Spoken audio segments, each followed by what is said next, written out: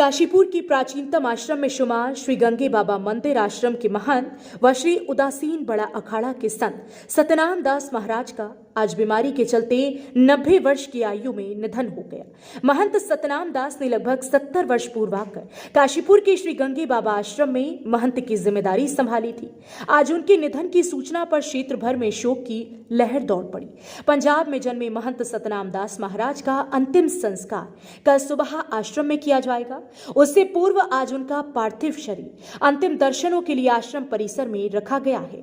उनके निधन का समाचार जैसे ही काशीपुर में फैला, लोग आश्रम की ओर दौड़ पड़े। उधर उनके अंतिम संस्कार से पूर्व कल सुबह उनकी अंतिम यात्रा नगर के विभिन्न मार्गों से होते हुए आश्रम पहुंचेगी, जहां देश भर से पहुंचे साधु संतों की उपस्थिति में उन्हें अंतिम विदाई दी जाएगी। काशीपुर के प्राचीन श्री गंगे बाबा आश्रम व श्री उदासीन पंचायती बड़ा अखाड़ा के महंत सतनाम दास जी अब दुनिया में नहीं रहे। आज सुबह उनका 10 बजे आश्रम में देहांतवान हो गया। मैं इस समय श्री गंगे बाबा आश्रम में हूँ, जहाँ उनका पार्थिव शरीर अंतिम दर्शनों के लिए रखा गया है। मेरे संग संचालक वीरू बाबा हैं। बाबा प्रणाम। देहांतवान के बाद अब किस तरह से बाबा का अंतिम संस्कार होना है? ये सभी साधु संत जी आएंगे, हमारे गुरु जी भी आएंगे और हमारे साथी भी आएंगे और सभी समस्त क्षेत्र के जो बाबा जी के मिलने वाले भक्त हैं तो सभी लोग कल आएंगे। तो 10 से 11 बजे तक हम लोग उनका नगर फेरी भी करेंगे, यात्रा, अंतिम यात्रा, और इसके बाद उनका दाह संस्कार भी करेंगे। हाँ, गंगे मंदिर में ही करेंगे और दाह संस्कार के बाद फिर हम प्रसाद का वितरण भी करेंगे।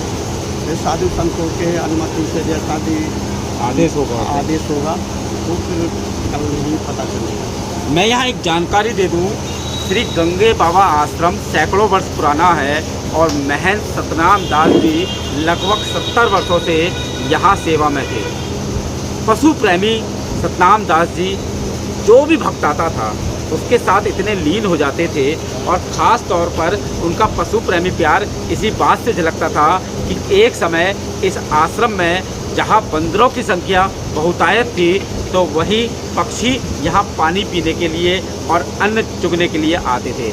यहाँ ऊँट भी थे, यहाँ हाथी भी थे और यहाँ एक गौशाला भी थी। सतनाम दास महंत जी हमेशा ही अपने भक्तों के साथ यहाँ खुशी के पल बिताया करते थे। आज वो दुनिया में नहीं है।